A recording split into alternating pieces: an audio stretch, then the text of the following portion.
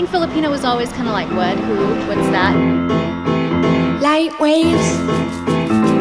I really asked my mom, like, hey, are we Filipino?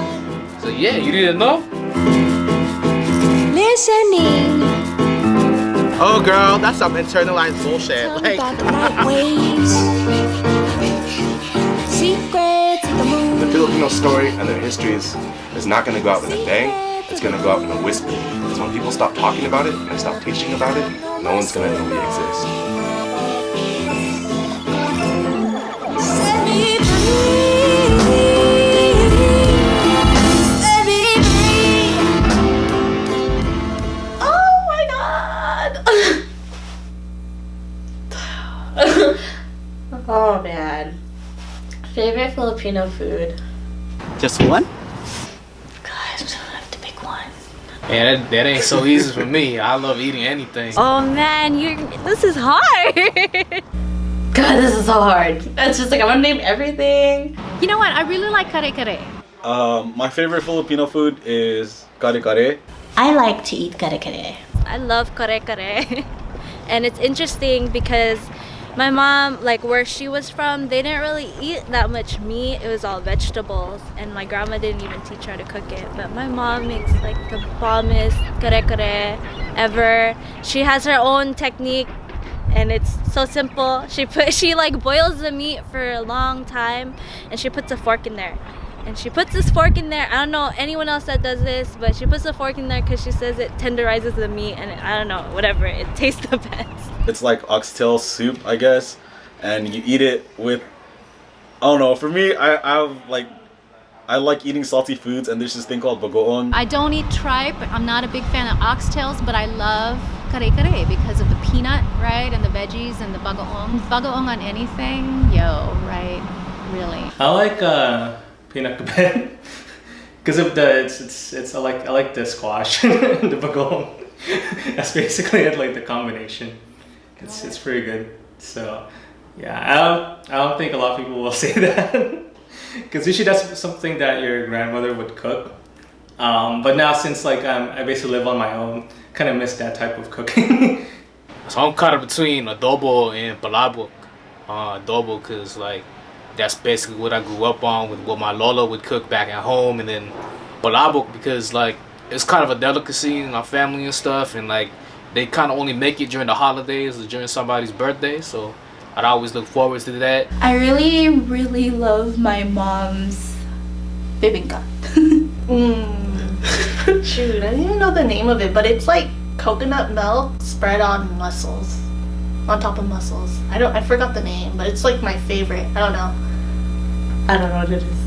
I think that was easy. Sisig, or sisig, I can never say it right, but it's like some of the best food ever. Like I've seen like they have alligator sisig and fish. There's a lot of varieties of it, but the way it's cooked and marinated with, you add some egg in there and some rice, like garlic fried rice. It's just on point, like a slice of tomato.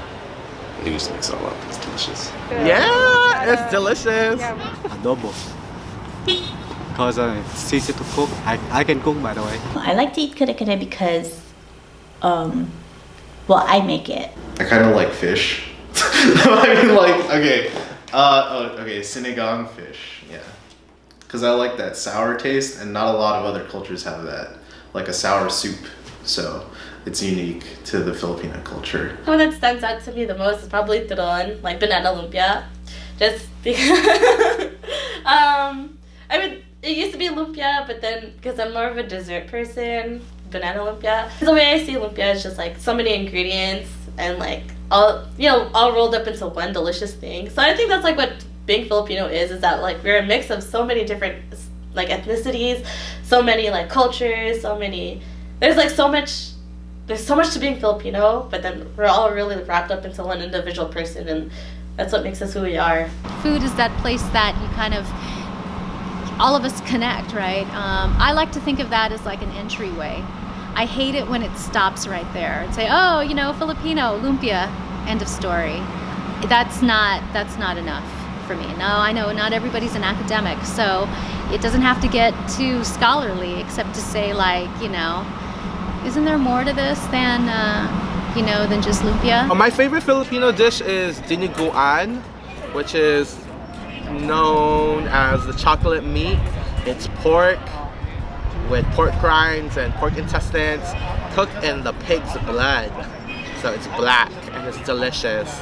It's my favorite food because obviously I'm hella fat. I love food, but also I like it because it really epitomizes what Filipino-ness means. For me, it means, you know, Filipino identity means kind of, you know, the struggle. And if you look at the history of dinuguan, it's actually was modified because of what was happening with food shortages during times of war, be it with Spanish colonization or with American imperialism. We had to resort to eating, and you know, vegetables that was common in our farmlands wasn't around, so we just had to kind of eat what was around. And so for me, not to like politicize this question, but I obviously like dinuguan, but because it represents so much more of, you know, the resiliency of the Filipinos, it also represents just kind of the grind, which I feel like is like what we possess inherently. Sana'y tumingin